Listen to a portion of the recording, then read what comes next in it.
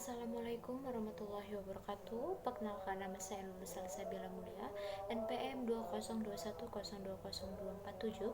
Di sini saya akan mempresentasikan materi ketujuh dalam mata kuliah Filsafat Hukum Islam dengan dosen pengampu Bapak Hervin Yoki Pradikta MH.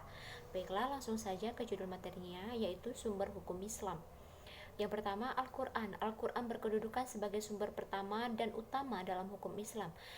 Kedudukan ini mengharuskan umat Islam memahami pesan-pesan yang dikandung untuk dilaksanakan dalam kehidupan.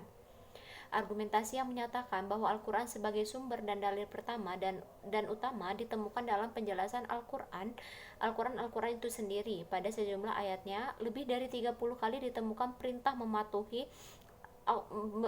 Allah dalam Al-Quran. Bahkan meninggalkan aturan yang disebutkan Al-Quran akan membawa akibat meningkatnya kejahatan yang dilakukan manusia.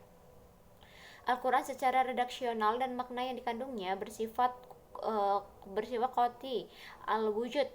Maksudnya adalah lafaz Al-Quran dan pesan yang dikandungnya terjamin keautentikannya atau keasliannya dan otoritas kebenarannya.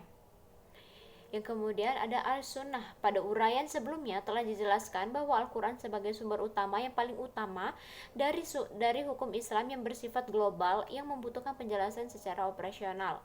Nah, Nabi Muhammad SAW sebagai penyampaian ajaran Al-Quran diberi otoritas oleh Tuhan untuk menjelaskan lebih lanjut apa yang telah diriwayatkan kepadanya.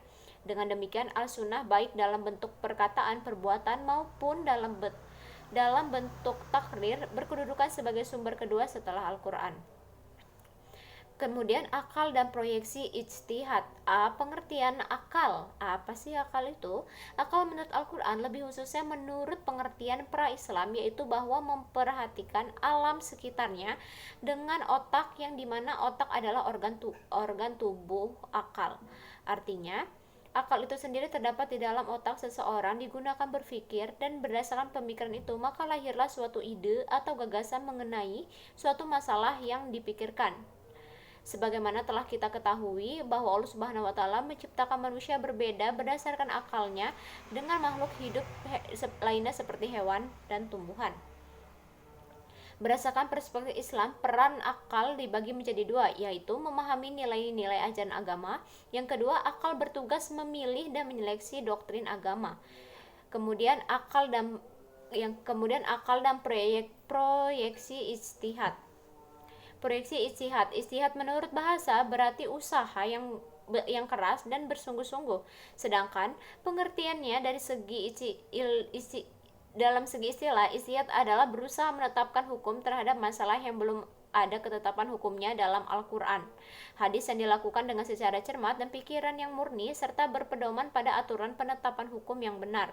Rujukan ijtihad tetaplah pada Al-Quran. Ijtihad diterapkan dengan beberapa cara, antara lain ijma dan qiyas. Ijma adalah kesepakatan para mujtahid pada suatu masa setelah Rasulullah wafat terhadap suatu masalah. Sedangkan qiyas adalah penetapan hukum dengan cara menghubungkan suatu perkara yang sudah ada ketetapan hukumnya terhadap masalah lain yang dihadapi dan belum ada ketetapan hukumnya, sedang antara keduanya sama-sama memiliki sebab yang disepadankan. Nah, baiklah, sekian penjelasan dari saya. Kurang lebih saya minta maaf. Kepada Allah saya mohon ampun.